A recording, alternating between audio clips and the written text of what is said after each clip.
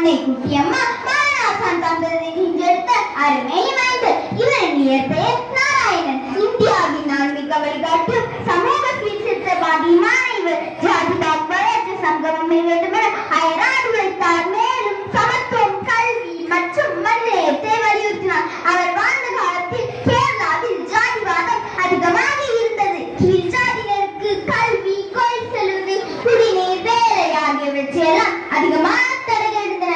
இந்நிலையமான பெரிதும் பாடுபட்டார். ஜாதி வேறுபாடுகள் இல்லாமல் எல்லோருக்கும் சம உரிமை வேண்டுமென வலியுறுத்தினார். ஒரு ஜாதி, ஒரு மதம், ஒரு கடவுள், மனிதன் என்பதை இவரது புகழ்பெற்ற வாசகம்.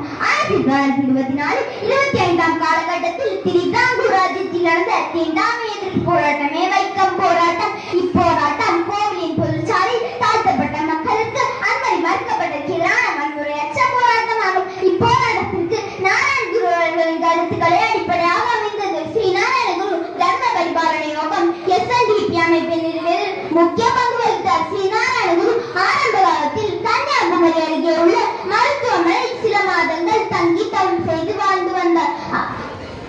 இளம் வயதிலே ஆன்மீகத்தில் ஈடுபாடு கொண்டவர். கொச்சி 1888ஆம் ஆண்டு நாராயண குரு திருவனந்தபுரத்திலிருந்து 24 கிலோமீட்டர் தொலைவில் உள்ள அரிபுரம் என்ற அழகிய இடத்திற்கு வந்தார். சுற்றிலும் காடுகள் அருகிலே நெய்யாறு பாய்ந்தது. அங்கே அவர் சிவனை பிரதிஷ்டை செய்தார். அக்கோவில் ஜாதி மத தடைகள் இல்லாமல் எல்லோருக்கும் திறக்கப்பட்ட கோவில். கல்வியின் முக்கியத்துவத்தை உணர்ந்தவர். பல பள்ளிகள், ஆசிரமங்கள் மற்றும் நூலகங்களை நிறுவினார். பல பக்தி பாடல்கள் மற்றும் தத்துவங்களை எழுதினார். அவற்றில் அனைத்தும் ஒன்று என்ற கருத்தே முதன்மையானது. இவ்வாறு சமூகத்தின் சமத்துவத்திற்காக குரல் கொடுத்தவர். 1928ஆம் ஆண்டு செப்டம்பர் மாதம் 20ஆம் தேதி மண்ணுலகை விட்டு விண்ணுலகிற்கு சென்றார். அவரது மறைவிற்கு பிறகு குருவின் பிறந்தநாள் ஸ்ரீ நாராயண ஜெயந்தி நிறுவப்பட்டது.